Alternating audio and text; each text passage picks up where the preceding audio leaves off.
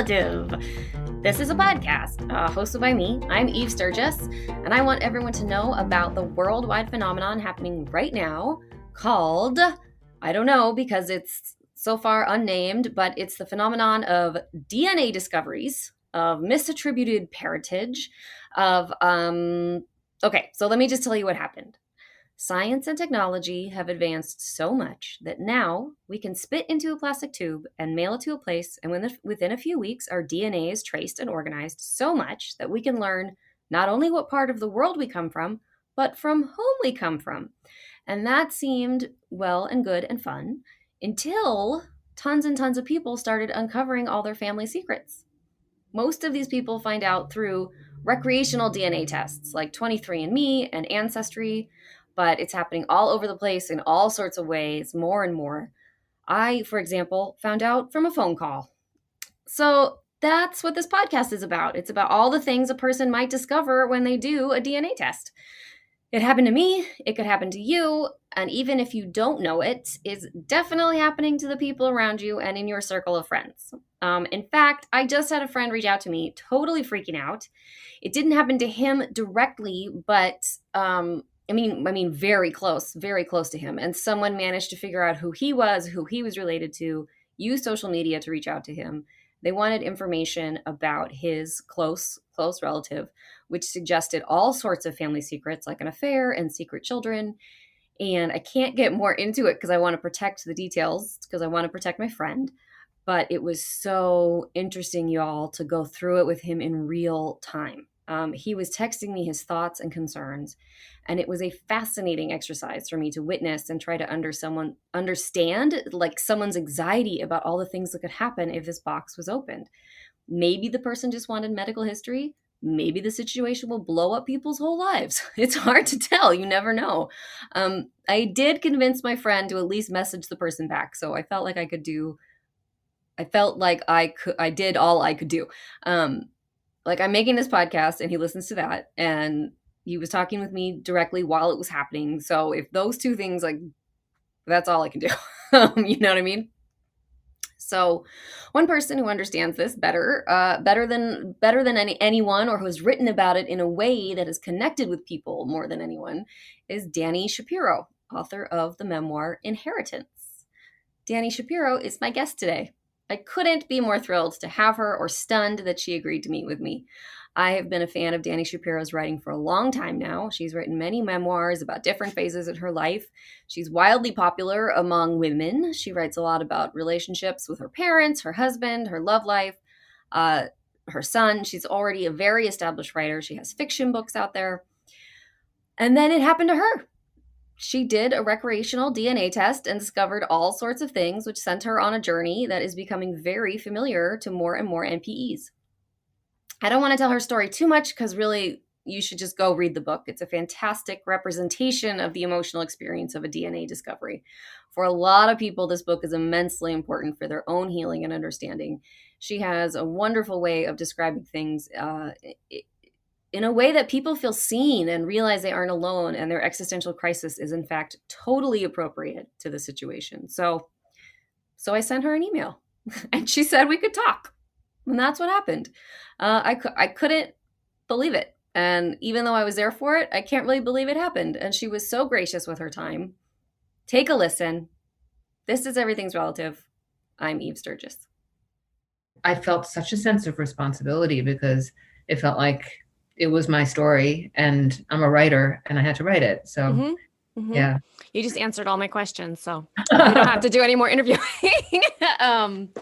Yeah, sense of responsibility is important. I think it lands differently with different people, obviously, but it's interesting how people are choosing to channel their own NPE experiences and what they're doing with it, and mostly for I'm mostly interested in the creative side of things, the writing and the I guess there's probably movies and there's podcasts and there's a magazine, at least one. So so that's something that has really come out of this kind of phenomenon.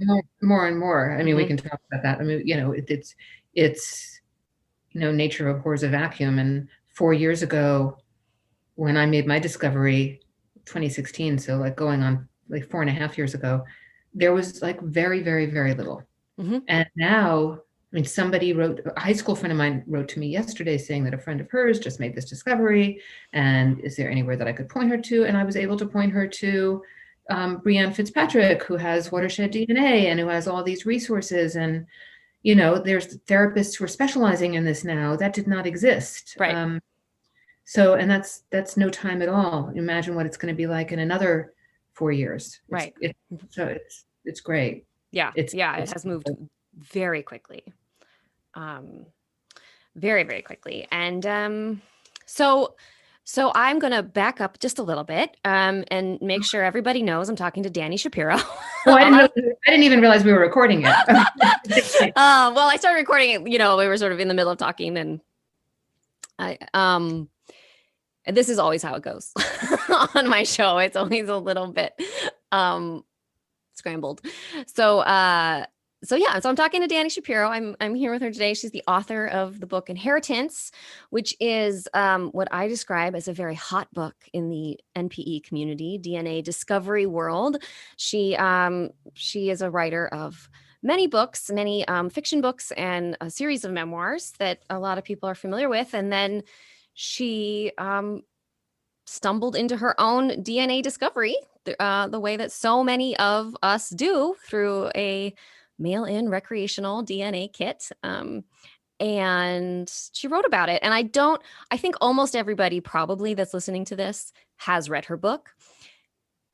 So I don't want to go over the whole story. I don't need you to tell me your whole, NPE story, which is what a lot of this podcast often is. It's people relating their stories. But I do, I just want to say you discover that there's it's a late discovery donor conception story. And I think what people, the facts of the chronological story are about discovering it, and then the journey you go on, and then the things you find out, and then what that means. But what resonates with people so powerfully is your emotional experience and the way that you describe it. And I could be wrong, but I think it's the first book to come out on a sort of wide market popular platform that made it so accessible for people to understand what you went through, what most, if not everybody, goes through with these experiences, and then what the feeling is. My side note, my mom read your book before me, actually, and she read it because she was trying to understand what I was going through, which I thought was very sweet and admirable of her. She's really putting in some effort. She didn't get it. And it felt like such a like example of the disconnect between so many parents and their children or adult children that are going through this. But I think she enjoyed it as a memoir, but it just had some sort of funny things to say. But it's an excellent book. I think so many parents who have, sort of kept this under wraps for most of their lives. And then, just there's this, the kind of injury of the fact that there are these DNA tests, and they're commercially available, and they're inexpensive, and people do them, many, many, many hundreds and hundreds of thousands and millions of people. And then parents grappling with, having thought their lives were going to go one way, and then having to pivot. And there's, I think, I've seen this and heard this a lot, often a feeling of like very threatened, like what difference does it make? Like, I'm your mother, your father is your father, it doesn't make any difference. And, like, just let sleeping dogs lie, and don't rock the boat. And there's certainly that reaction, but there's also the reaction, and I've had this a lot, of parents of NPEs reading my book. And like, I remember once, while I was on book tour, back when we could do such things, being in Chicago, and this young man came up to me and he asked me if he could speak to me privately. And we went into a corner of the bookstore, and he started crying. And he said that his father had read my book and had sat him down to tell him after reading my book. And I've had a lot of that too, the feeling of a parent reading it and thinking, oh, this is actually important. And this is Oh. shaped, knowingly or unknowingly, this has shaped my child's life. And they're going to find out anyway, which is the big, like the really like can't get around that piece, right? They're going to find out in all likelihood. Somebody's going to do a DNA test at some point, and it's going to be revealed. Wow, that's a powerful sort of vehicle for this situation that I had not thought about. I had not considered that parents might read it and think, "Uh-oh, I better A tell lot. it." They, Wow. they they came to my events. I started to be able to spot them. They were like when my events started, right when the book came out. Like I remember from the very first event, I walked in and it was like wall to wall people, first of all, which was a surprise. Then there were people there that were not my usual demographic. It wasn't a room full of young women Women? or I was saying women. Yeah. and there were elderly men, and I was like, inwardly, my inner chatter was going, "Sir, who are you, and why are you here?" And then there were like these couples, older couples, sitting there holding hands, looking really stricken, and then there were all of these people of all ages, just looking like almost like intensity was sort of radiating off of them. And so what I found over time, because I eventually people started coming up to me, was the elderly men were very often donors. Were all of a sudden thinking, oh boy, I donated as an anonymous, donor many decades ago, never thinking that offspring of mine would ever be able to identify me, find me. It was something I did casually, or something I did for money, or whatever it was. So there were those gentlemen coming to my events, but then there were these couples who were really starting to, and I remember being in California, a bookstore in Laguna Beach, and this really early on in my book tour, and this woman got up during the Q&A. She was crying. She had come with a friend, and she said, "I'm realizing I have to tell my daughter. I have to tell my daughter." And that just really started happening. And then the people who just looked like intense, and like stuff was just like radiating. You know what I'm going to say? It was like, those were all the NPEs. Right. My very first reading, the very first question when I opened it up to a show of hands, it was this guy, and he sort of turned kind of tables on me, and he looked out at the crowd and he said, "How many people here have made DNA discoveries?"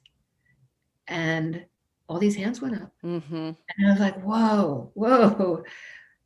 Something is like it was miraculous and actually really wonderful once it stopped being totally surprising, that because my book was the book that was and is still the book that people will be like, "This happened to you, here you go, I've got a book for you." Yeah. So the events became gathering places in a way that, I think we long to gather. We long to like have these conversations with other people who have been through some experience that resembles ours. And there was no place to do that. Now, increasingly, there's some private groups, there's Facebook groups, there's, there are other avenues to find other NPEs. But that for me was actually one of the most healing things in my journey, was that I got to make a difference. Yeah. I mean, that theme comes up again and again, is the healing power of being of service. Being able to help others can be so healing. And the immense power of community has, and I've been through other things in my life, but this has been the thing that I have needed and craved and been sort of healed the most, was by connecting with other people over the situation. So I don't know what it is about the NPE experience exactly that makes it that way, but yeah, this is theories. I mean, and I can only speak for myself, but when you make a discovery and it's something that you never knew about yourself, and and I really have to differentiate there, because one of the things I realized was that adopted people, or adoptive parents in particular, if they hadn't read the book and they just were hearing me on the radio or hearing me speak, they would like leap to the conclusion that what I was saying was that biology is all that matters, right? Which would be a very, very, very threatening thing to adopted families. I don't feel that way at all, not even a tiny little bit, but a secret was kept from us, right? Right. And I spent my life with no reason to doubt that my dad was my biological father and my mom was my biological mother, and that this was the family that I came from biologically, and these were the ancestors that I came from biologically. To make the discovery that that was not the case, the feeling was of being in pieces. Like my foundational story. We all have foundational stories, and our foundational stories are the ones that are told to us from the time that we can understand anything. This is you. This is who you are. And when that foundational story is actually woven around an absence or an untruth, or a lie or a secret, however, whatever you want to call it, for whatever reason it's been kept. I mean, in many, many cases, it was kept because people were told that it was best for the child. But when you make that discovery as an adult, and I think this goes to the reason why community is so important, or community is also having your experience reflected back at you. This is a big deal. I felt that way too, or I feel that way too, or that's how I felt as a child too.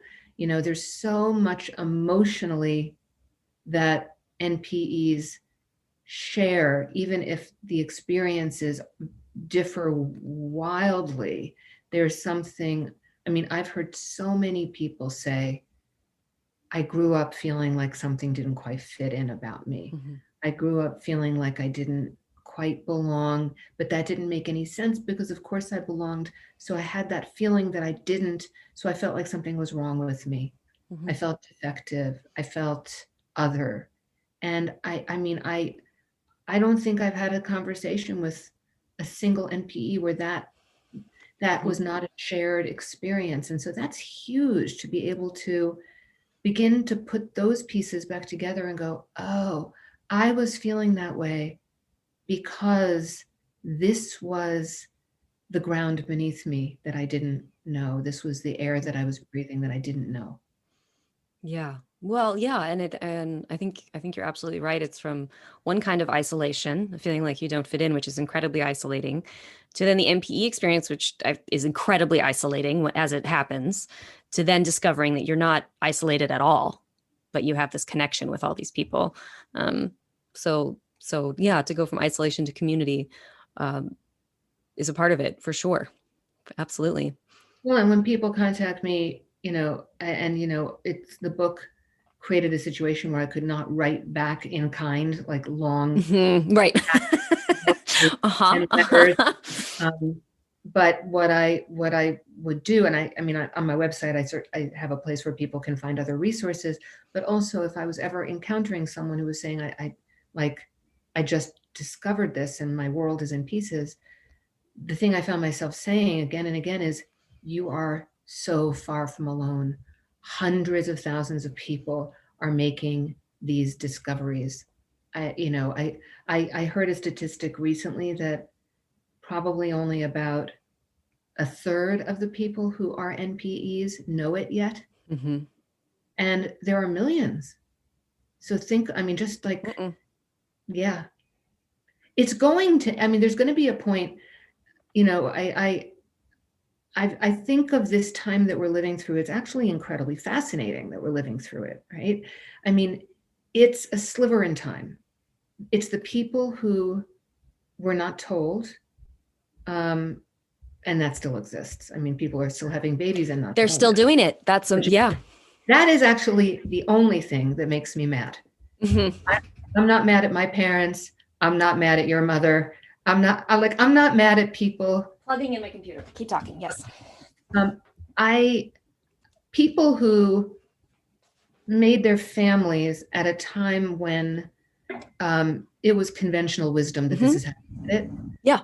I've really made my peace with that. It's you can't judge the past by the standards of the present. Absolutely. There's no way my parents knew Facebook was going to be invented. Or any whatever, you know. Or the idea that, you know, that children had rights, or that, you know, that what we don't know can hurt us, and that secrets are toxic, and all of that. There generations and generations and generations of parents didn't know that. But we can judge the present by the standards of the present. And in the present, when I hear stories that I hear all the time of people who are having babies with donors, and these are most often couples and straight couples, because straight couples are the only people who can do this. If you're single, there's somebody else somewhere. If you're a gay couple, there's somebody else somewhere who assisted. You need an assist. But if you're a straight couple and you're going this route to use a donor, an egg donor or a sperm donor, and you're choosing not to tell your child, or maybe you'll decide later whether you're going to tell your child, or maybe someday you'll tell your child. Like, to me, that's when I start feeling really upset with people, because because we know better. We should know better. B, there are no secrets your child is going to find out. And C, there's so much support now. Yeah. So I mean, my parents, if they had told me when I was a child, there would have been no support for me. And I think actually it would have been a catastrophe, because I would have been an even bigger unicorn than I already felt. And there would have been no way of ever identifying my biological father. There would have been no way of ever finding other people who were having the same experience, because everybody was keeping the secret. But now, now, no. And I actually, I've interviewed a few people who are even in, you know, I would say like in the more progressive and more, you know, liberally educated field of thought, and they even aren't taking it very seriously as parents using donors. Well, here's something I very recently heard from actually from a therapist who's very involved in this field, which is that, so there is, I mean, this just blew my mind. It was like one step further than anything that I've considered. There is embryo donation when a couple has used IVF to have their own children biologically, and they're finished making their family. They've had 2 kids or 3 kids, or however many kids or 1 kid, however many kids they wanted to have with IVF. They can, instead of destroying those embryos, they can donate those embryos to another family. Okay, so well and good. On the birth certificate of those embryos, which are then implanted in the, in the intended mother, goes the intended parents' names, which is unconscionable. I mean, that's a lie. Right. Because the child actually isn't related to the woman. It is not the child's birth certificate. I mean, I remember when I realized that my birth certificate was a false document. When I realized I was doing research on the history of reproductive medicine, and I realized that it was there plainly written in medical texts that the couple would go to a doctor or a clinic to do the procedure and use a donor, and then the future mother would go to her obstetrician and never tell him, so that the obstetrician would be able to sign the document, the legal document. There's nothing more foundational than your birth certificate. Right. Nothing. It's the thing you bring in when you have to get your passport. It's the thing you need to bring in when you get those new fancy driver's licenses with the stars on them. It is the foundational document of identity. And the feeling I had when I realized that was and is a false document. My father was not my biological father, and that's what's on there. And that is still happening. If you think of all of the ramifications for that, the genetic ramifications, the medical, if nothing else. I mean, let's even put aside the emotional, the psychological, the more subtle, the spiritual, all of the, sort of more, harder to really wrap your hands around. But you talk about medical and genetic issues. Mm-hmm. Yeah. Yeah, right. If your foundational document cannot even be trusted, then who are you? When it comes, Right. yeah, scientifically or literally, and then existentially, right. It's just, yeah, we really ought to maybe rethink the birth certificate process, whatever. Well, that's part of what energized me when I realized that when Inheritance came out, which was in January of 2019, so 2 years ago, I went on a book tour. I was on a book tour for like 6 months, nonstop, in like 30 cities, something like that. I came home and my publisher was like, "Do you want to go back out again? Because this is really working." I went back out again. I was on the road until the pandemic struck. And the paperback had just come out, and I was supposed to start traveling internationally. I was supposed to go to Paris for the French publication and to Sydney, Australia, to speak about it at the Sydney Writers Festival, and like all this stuff. And the thing I started feeling was a profound sense of purpose. Mm-hmm. I was tired, and it was exhausting, and it was a lot. It was also exciting and thrilling. Mm-hmm. But the sense of purpose was, I would look out at a crowd of people and I would tell them the statistics. Mm-hmm. I would tell them, I started becoming more politicized as I went on. Sort of empowered. Totally empowered Mm-hmm. to be able to share information. I remember being in DC and giving a talk at the Smithsonian there, and our Congresswoman, Jahana Hayes, the first-term Congresswoman from the state of Connecticut, who I know a little bit socially, but she walked in, and I thought, I've got the ears of a congressperson now. But like I would tell people the statistics. I would tell them, however many million people it was at that point had done home DNA tests, and that around 2% of those discover an NPE. I would explain to them what an NPE was. And then I would do the math and say, I think at the time that's around 235,000 people a year who are making these discoveries. And then I talked about the way that in this country, we have no registry for sperm donors. Mm-hmm. And that we are the only country in the developed world that does not have a registry that limits the number of offspring that a donor can produce. In everywhere else, like in some places, that number is 1. In certain parts of Asia, that number is 1. In a lot of Europe, Western Europe, it's 10 or 10. I've heard 10. There's 25. There is 25, but you don't have a situation where it's like 137. Right. Or, a friend of mine who's like continuing, like every week brings new half siblings. Mm-hmm. And then I like look at people's faces and they're shocked.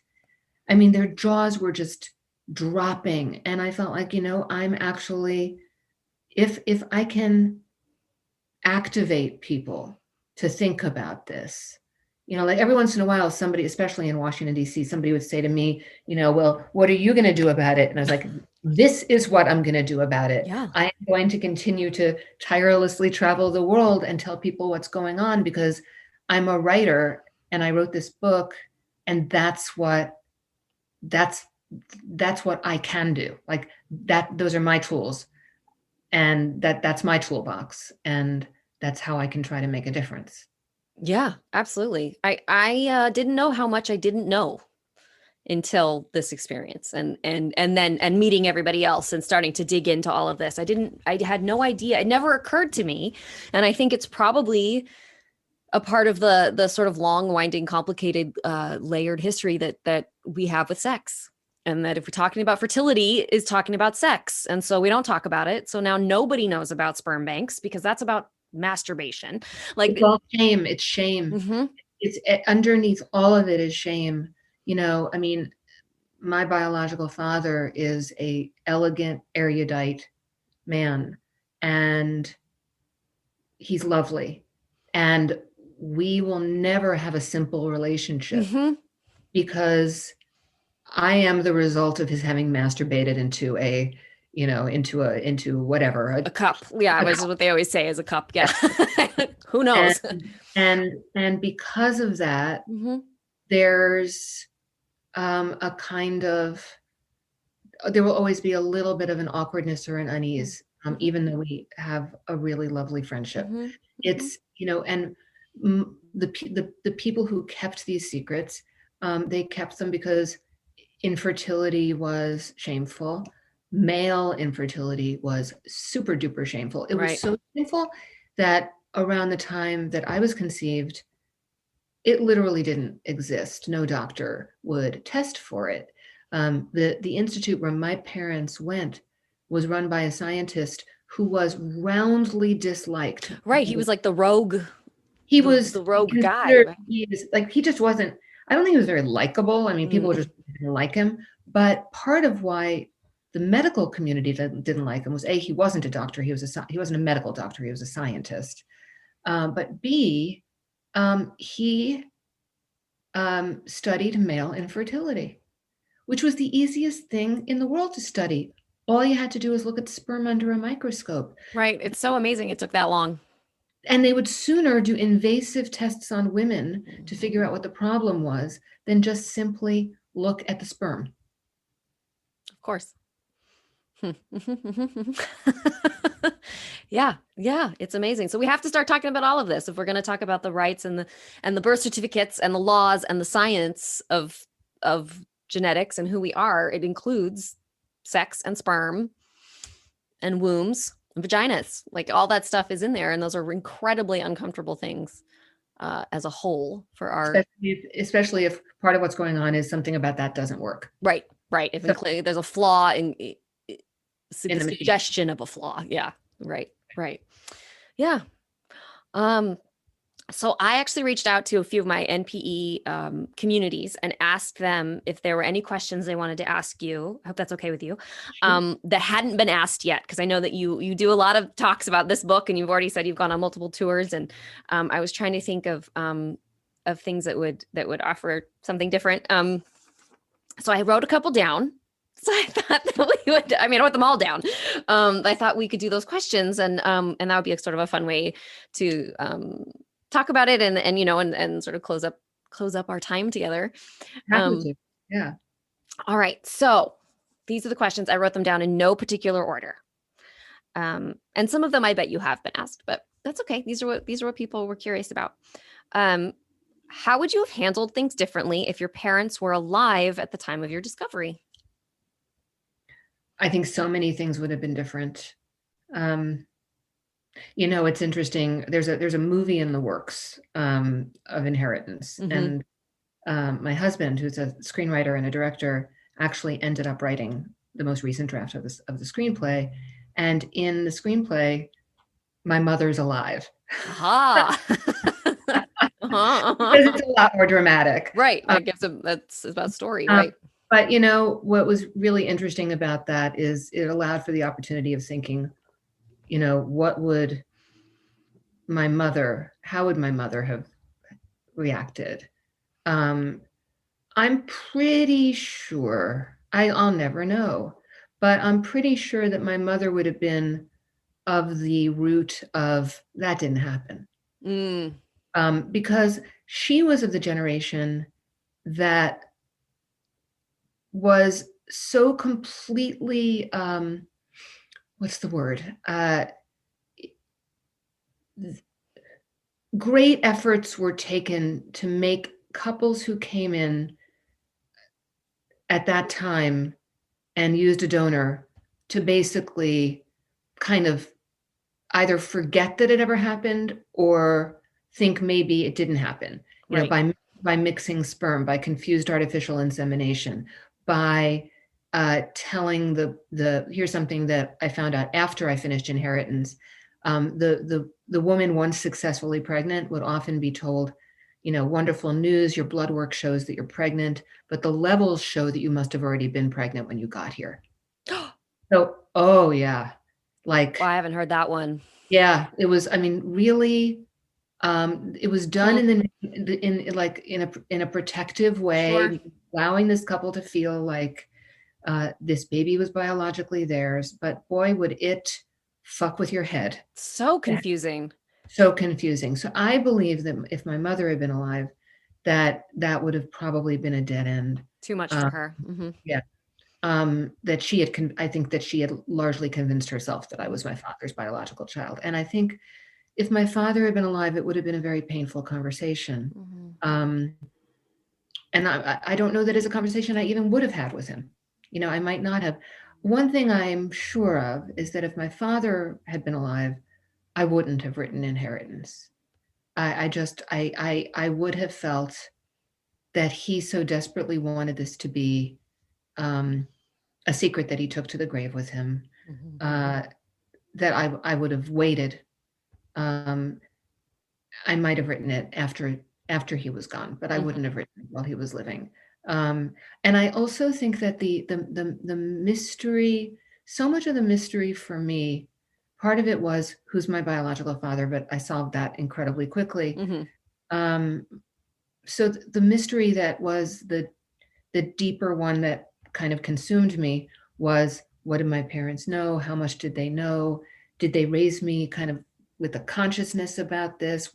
What went into their decisions? I don't, I've talked to enough people now that I actually really don't know that I would have gotten satisfaction about that, even had they been living. It's nice to think that we would have had this like deep reckoning and talked through everything, but we actually didn't have that relationship when they were. Yep. I relate to that. A lot of people ask me when my experience first happened, they said was happening, like when I was in the throes of the first days. People kept saying, "Well, have you asked your mom? Have you asked your mom?" I got so many people said that, and I was like, no, because that would not be a conversation that I can't just call. Yeah, it's just complicated, and there are people who can. Well, and I think there's also a feeling of like you kind of want to understand as much as you can on your own before. Like I remember a friend of mine who's very plugged into the whole world of like the best psychics in the world and the best mediums. I mean, really like the ones that the FBI use. Yeah. And she said, we can get Laura Lynn Jackson on the phone, we can, and I was like, I don't want to do that. I won't trust it anyway. And the only thing that I feel I can trust in this entire experience are my own deepest instincts and like that deep knowledge about things that continues to evolve. It's evolving 4.5 years later, and it'll probably evolve for the rest of my life. Right. Well, and I think part of the process for so many people, and I think what you talk about in one way or another is about recognizing intuition as such and creating a relationship with it after your whole life being told to ignore it passive aggressively by the world, by your parents, by the world. Because I had the intuition. Right. I mean, one of the things I haven't talked about much is that because I'm a writer and I've written 9 books before Inheritance, I have proof of my intuition. I can go back to the very beginning of my life as a writer and look at my first novels, which I did do. And it was breathtaking to me because on some level I knew. Absolutely. It's just there. It's there in black and white. That's cool. I did. And it's really cool. Yeah. I mean, it's like, hopefully some graduate student will do a study someday. It's like the unconscious is there on the page. like a trail of breadcrumbs that lead all the way to ultimately the discovery. But I didn't make the discovery because I suspected. I made the discovery because, as you said, recreational DNA, fun. Mm-hmm. Science, fun science. Yeah. Wow. Someone wanted to know, have you discovered any more siblings? And I believe in the book you connect with your sister through, but they want to know if you've had any more connections with any more siblings. I have not, which makes me pretty unusual, I think. Mm-hmm. I have not been any half siblings materializing. I've got my DNA up on all the sites. And I wouldn't rule out the possibility, Mm-hmm. but as time goes on, it becomes less likely, I think. But it certainly could be the case. But I think that my biological father didn't donate that many times, Mm-hmm. and it's really possible that I'm the only Right. one. Very possible. He didn't fall into the 137 category. No. um, let's see. How do you think it would have felt if you had not been able to discover who your biological family was so quickly? Yeah, I've thought a lot about that because it was such a wild, like kismety, fast, Mm-hmm. like everything just clicking like the combinations of a lock, the way that it happened. And I was aware of how unusual that was.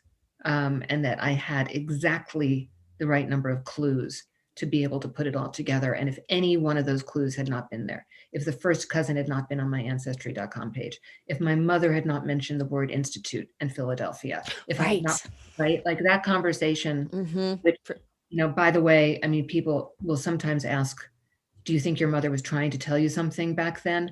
Absolutely not. I think she was triggered by the word Philadelphia.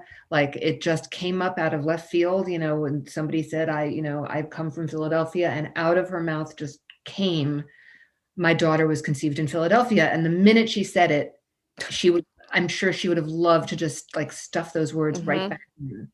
But I remembered that conversation. Without that conversation, I would have been left in the dark. So I've thought about it a lot. I think it would have been really hard. And I just have so much compassion for people who are looking and struggling and trying to find and hitting dead ends, or finding someone who rejects them, or finding someone who is incredibly threatened and just thinks, as virtually everyone is when they're contacted. My biological father was too. It's like, what do you want from me? Yeah. It's a primal thing. But, to know, I can say from the vantage point of knowing, it's not everything, but it's definitely a comfort because it confirms things. It confirms, oh, that's why I look the way that I do. I see my gestures. I can see that the Constitution, like who I kind of constitutionally am, comes from this person and this line of people. It doesn't make me feel like I have a new father. It doesn't make me feel like I have a new family. I do feel like I have new ancestors because ancestors are just facts. They're not relationships. I have my old ancestors who are my psychological, emotional, spiritual ancestors, and I have my new ancestors who are, in fact, my biological ancestors. And I find that all kind of fascinating. And it's comforting to know because it fills in some blanks. And it's really hard I only walked around with those blanks for 3 days. And there are people who are walking around with those blanks and wondering whether they're ever going to be able to fill any of them in.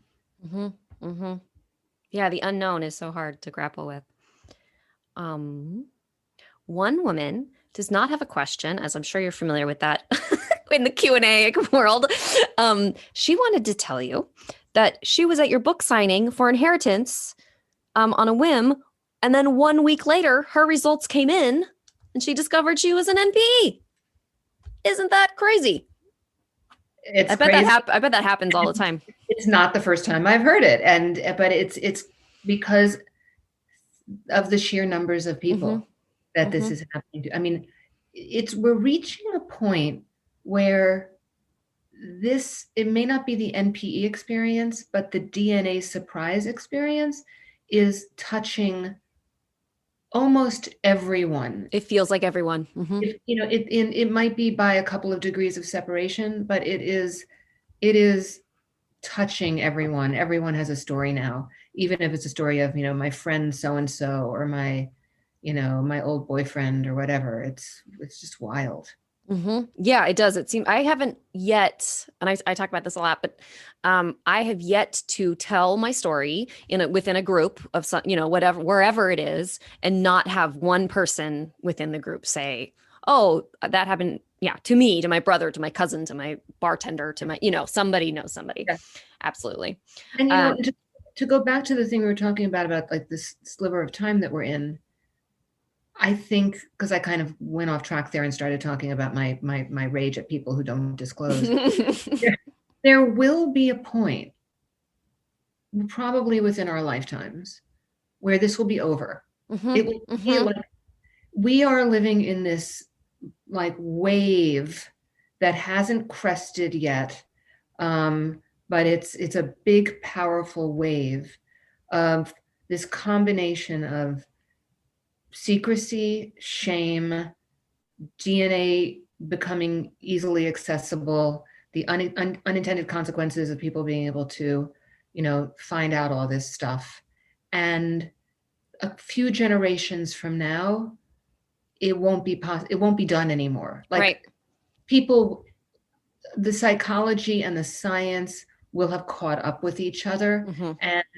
And if there are donors, they're going to be entirely transparent, and there will be registries, and no one will think that it's okay to hide their child's genetic identity from them. Partly because it simply won't be possible anymore, and partly because we will catch up with the understanding of how wrong that is. I think you're 100% right. I think about that a lot, about this sort of, a wave is a wonderful way to think of it, as graphically sort of like that. Yeah, we haven't peaked yet, but eventually it won't be possible. So I am amazed when I do hear of people still doing it in different ways, still trying to hide things. And I'm like, no, those babies are just babies. Oh no, the bell curve will not be over. And one person wanted to know, do you have advice about writing and publishing stories? Because the more stories we have will offer a broader perspective of the experience. I think that the reason why I was able to write Inheritance is because I am a writer. Mm-hmm. I've had a lot of people send me like versions of their stories, and the details of their stories are, heartbreaking and intense, but they don't feel like stories. Because ultimately, to be able to capture the story, the person doing it has to be in control of the storytelling. I could not possibly have written Inheritance if it had been my first book. I was just going to ask you that. I couldn't possibly have written it. I have so many more tools in my toolbox as a writer. I mean, I found myself thinking, what is universal about this experience? It has to be made universal. I didn't want to write a book that only NPEs would read. Right. I wanted to write a book that everyone would read. I wanted to write a book that would concretize and make visible this experience for the people who say, doesn't matter, your father's still your father. Mm-hmm. For the people who say, I don't see what the big deal is. For the people who say, but you have a great life. You've had a great life. I mean, aren't you just happy that you're here? For the people who essentially say, get over it, get over yourself. Yeah. I wanted, and I can't win anybody over if that's going to be their attitude, but I wanted people's eyes to be opened. And in order to do that, I had to think, what's universal? Mm-hmm. And, you know, the details become riveting and you know, kind of, we can really get inside somebody's story when the, you know, the shape of the storytelling allows for that. It's, and, you know, I mean, I threw out hundreds of pages of Inheritance before I found the way to tell it, the place from which to tell it. So I guess I would say, first of all, it's never a good idea to think about publishing something before you've written it. You know, Mm-hmm. the world doesn't need more accounts out there. The world, you know, somebody will come along and write another book at some point, but that person who does that will be a writer. And I just think that, look, there's a difference between a kind of deep journaling that is very therapeutic and really useful, and is like, this is my story, I'm laying down my story, I'm telling my story. I teach that way sometimes. um, I don't know when this is gonna, I don't know when this podcast is gonna drop, this episode, but on March 6th, I'm actually teaching an online, I never do this, but it's the first time I'm doing it, like a large online couple of hour retreats called Secrets in Memory. And a lot of that is going to be generative, getting, you know, by all means generate, write, you know, but to think, you know, I need to publish my story is like almost a surefire route to not actually, like, to becoming sort of so self-conscious that you're not really telling the story anymore. Right. Yeah. Yeah. There's a freedom in the deep journaling. Tremendous. That Tremendous. may not exist with publication in mind. Yeah. Yeah. My book proposal that I worked on with Claire was for a memoir, and it was roundly rejected by everybody. But my query letter got a lot of responses. But but it was interesting because I felt before I even started submitting it that something was missing. It's about, you know, and it's about, won't get into the details, but it's about my mother and me and my daughter, and sort of this like relationship between the three of us. And there was something missing. And it's so funny because it was before my NPE experience. Wow. And as soon as it happened, it was like, well, that's what was missing. You know, Yeah. not that anybody ever said specifically that something was missing, but something just wasn't there. And I think what I was trying to talk about was shame and secrecy, but I didn't know it yet. Right. Yeah. So and it's amazing when that happens, because it's suddenly like, oh, now you have, like, you had all of the colors, but you were missing the color blue. You just did not have the color blue. You had all the other colors. Yeah. Or like you had most of the puzzle and you had the edges done in the corner, but there were just pieces that were like literally just missing. Yeah. You couldn't. And I had a lot of feedback that was like, this is like almost there. This is almost good, but there's like, yeah, it was so amazing. So as someone who's had my book proposal rejected 76 times, I can tell you that, that writing for publication is different. It's a different experience, and it's very hard to get published. And my aunt, who's very supportive of me, she suggested asking you, what is it like for you to be a public person while suffering private troubles? Oh, that's such a great question. Mm-hmm. She's a writer, English teacher person. You sound like an empathetic person. Mm-hmm. Mm-hmm. It's a complicated answer. I mean, it's something I've thought a lot about. You know, one of the great pleasures of writing memoir is that you're taking the stuff of your life, the stuff that makes you vulnerable, the stuff that makes you fragile, the stuff that makes the stuff that's hard, and you're shaping it into art, which kind of goes back to my answer to the last question too. You're not like splat putting it out there, you know, It's not all interesting. It doesn't all belong. You're shaping it and making something coherent out of it, and you're choosing what belongs. And that is actually not an act of confession. It's an act of consummate artistic control when it's done well. And that has always offered me its own protection when I'm on the road, because I don't feel like I've done a striptease. I don't feel like I feel like my vulnerability is my superpower. Mm-hmm. I feel like when I get up and I speak, and I used to be terrified of public speaking, and now I'm really comfortable with it.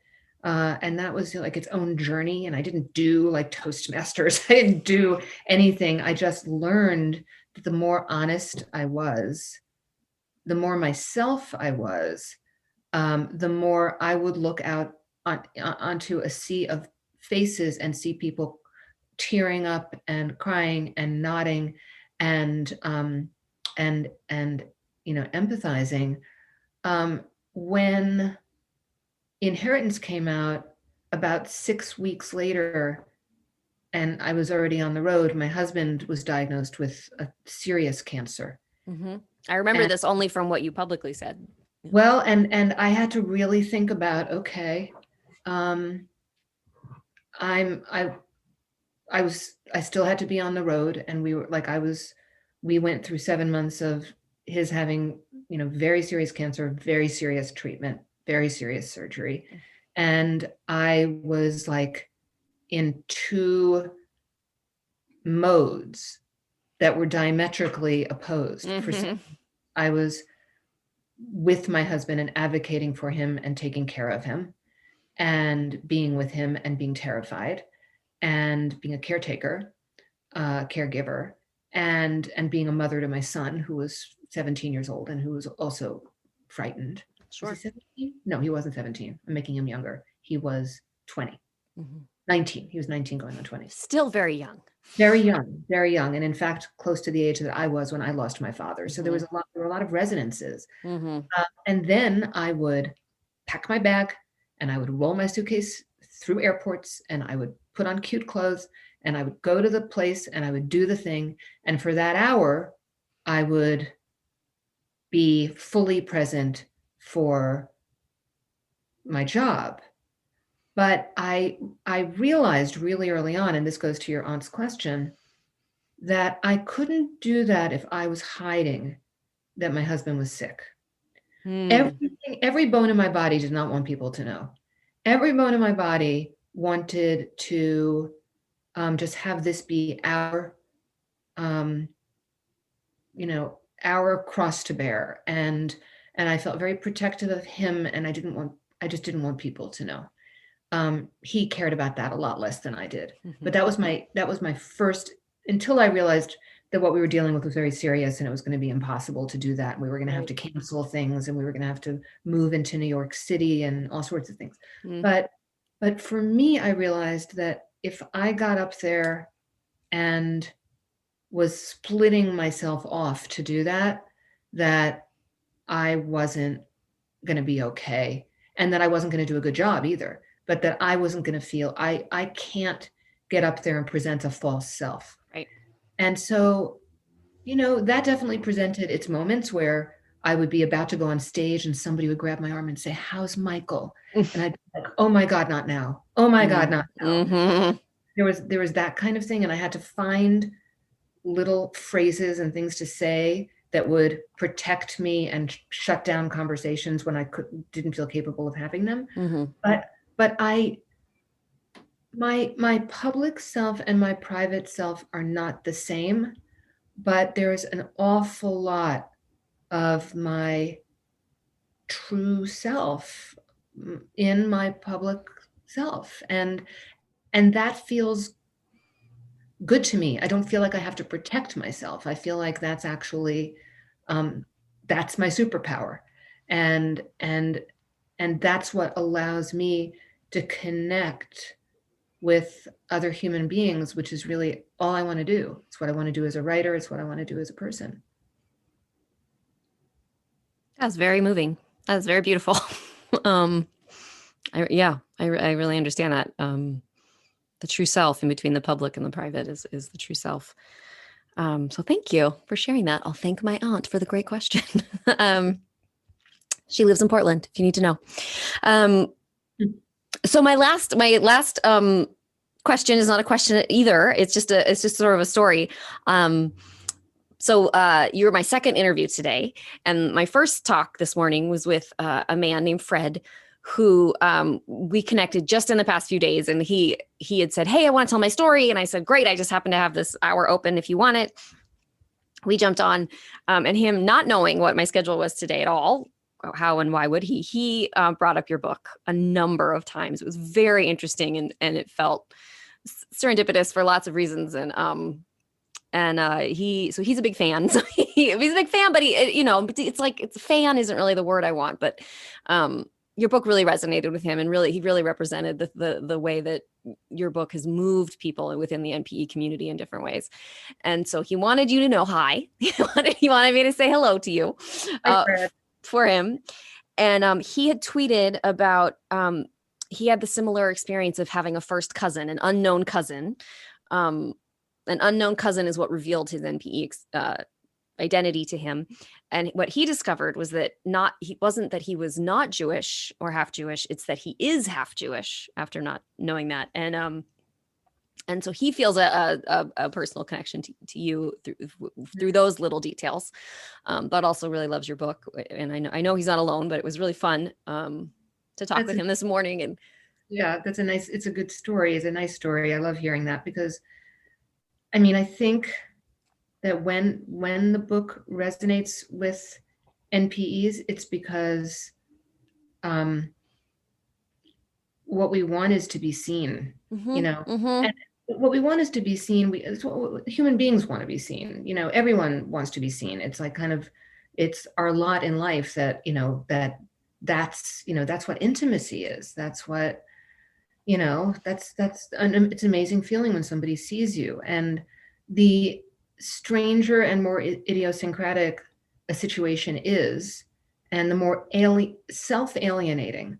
I mean, I think that the NPE initial discovery is for so many people so alienating from oneself, because the thing that, the things that we thought made us us suddenly aren't what made us us. And or at least that's the feeling. And so there's something that's very like alien in the experience. And so it becomes all the more important and essential to feel seen, or to feel like that experience is captured in language. And this goes back to the publishing question, right? In language that illuminates it for you. It's not only about telling your story. It's about like I remember after I met my biological father, I got really sad for a few days afterwards, and I couldn't quite figure out why.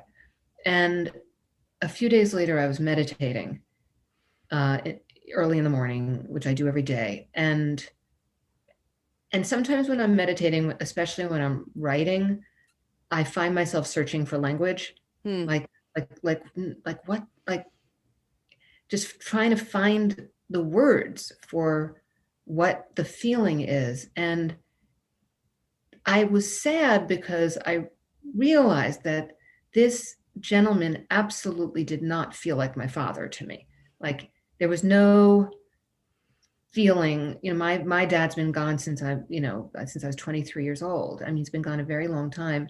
And there was not a feeling that this man that I was having lunch with was my father. My father is dead, and he's been gone a long time. So I was feeling sad. And then I was meditating, and all of a sudden the language came to me. It's like he's the country I'm from. And I've never been to that country, and I've never walked the land of that country, and I've never eaten the cuisine of that country, and I've never listened to the music of that country, but it's the country that I'm from. And so there's kind of a longing, for like the land that I'm from. And that ended up in the book. To me, that was like the great satisfaction of that was, yeah, that nailed it. Like that nailed what that particular experience, which is one that only people who are, sort of along this journey may have. You know the word hireth. I can't even say it right. Hireth. It's a word. It's like Welsh, and it means the feeling of homesickness of a place you've never been. And there's an NPE community that hosts a retreat, and it's called Hireth, Hope and Healing on the East Coast. And so when you started to describe that, I was like, oh, here, I've never thought that word would apply. Hireth, yeah, it's like a Welsh or Gaelic word, but I think it's Welsh. That's beautiful. Mm-hmm. Yeah, the feeling of longing for a place you've never been. Well, it certainly resonated with Fred. And it certainly has resonated with so many of us in the NP community. So I guess I can't thank you enough for writing your book and sharing your story and using your skills as a writer to do it so beautifully and skillfully, because it really has resonated across, like you've described, all sorts of people connected or not connected to this situation. It's been really great. And actually, I was actually on that retreat last year at the Hireth retreat week. One of the things from your book that lots of people, sort of quote or drop a lot is the nothing has changed and everything has changed, or nothing is different and everything is different. That gets said a lot. On the streets, on the NPE streets. That's one of the things we drop a lot. Yeah. Well, thank you so much. This has been so amazing. I've completely enjoyed it. I mean, for me, these conversations are really healing too, right? It's we're people who are traveling this really complex, really deep, really unexpected journey together. Right. We've all found ourselves on this journey together, all unexpectedly. Yeah. Well, thank you so much for your time on a Saturday. I really appreciate it. My absolute pleasure. And I will be in touch with you or your people about the whens and hows of when this will go up, but probably March. Okay, perfect. Yeah. All right. Well, have a wonderful rest of your day. And you too. It was really great to meet you. You too. Thanks. All right. Bye. Bye. Extra special thanks again to Dani Shapiro, author of Inheritance, for spending some time with little old me on a Saturday morning. She continues to be a gracious and generous, just impressive member of our community. And if you haven't read her book, I highly recommend it. Inheritance can be found wherever you buy your books. But hey, go local. If they don't have it, ask them to order it. It can be listened. It's also an audio. It's a book. What's it called? A book on tape, an audio experience, if that's a way you prefer to absorb your literature. Highly recommend it. So in other news here at Everything's Relative, I want to mention that my own private therapy practice is thrilled to welcome 2 new associates on board, and they are open for clients. If you or someone you love is looking for a therapist to help process their own NPE experience or any other stressors in life, we're not limited to the NPE world. We're able to see clients within the entire state of California. And if you're out of California, please reach out anyway, because there's still ways we maybe could help. So you can reach out to me directly, eve@everythingsrelativepodcast.com, or go to my therapy website, which is evesturgis.la. That's it for now, everyone. I hope you had a lovely week. I'll be back very soon. Support us on all the socials, become a Patreon, spread the word. Please review us on Apple Podcasts. And keep telling your truths. This is Eve Sturgis. Bye-bye.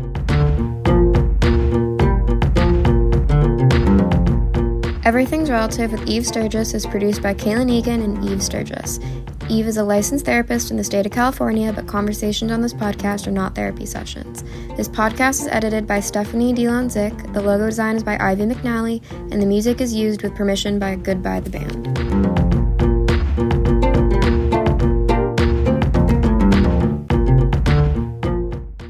Hey, it's Mia. Hey, it's Allie. And we host the Rom-Com Review podcast, P.S. I Love Rom-Com.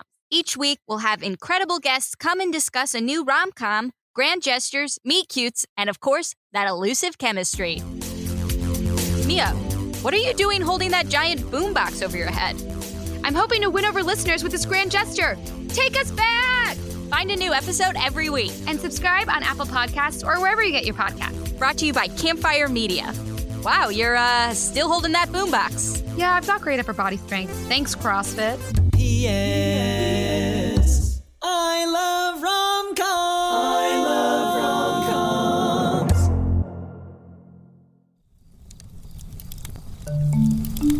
Campfire.